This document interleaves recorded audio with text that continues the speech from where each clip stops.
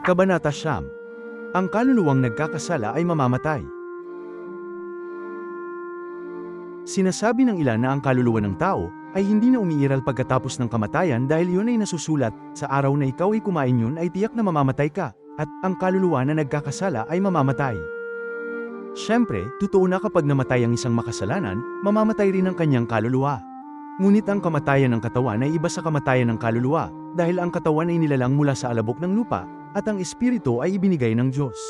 Ang kamatayan ng katawan ay ang unang kamatayan, at ang kamatayan ng kaluluwa ang ikalawang kamatayan. Ang unang kamatayan, ang kamatayan ng katawan, ay dahil sa kasalanan ng laman na minana mula kay Adan, ang ninuno ng buong sangkatauhan. At ang ikalawang kamatayan, ang kamatayan ng kaluluwa, ay resulta ng pansariling kasalanang nagawa sa mundo ng mga anghel.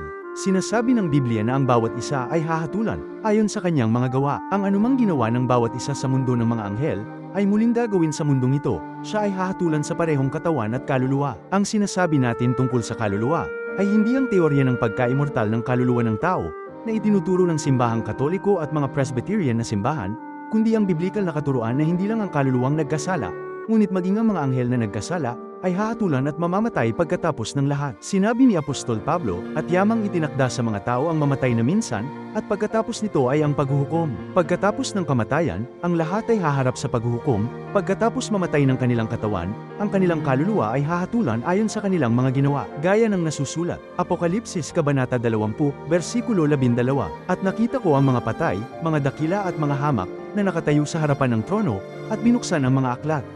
Binuksan din ang isa pang aklat, ang aklat ng buhay, at ang mga patay ay hinatulan ayon sa kanilang mga gawa, ayon sa nakatala sa mga aklat.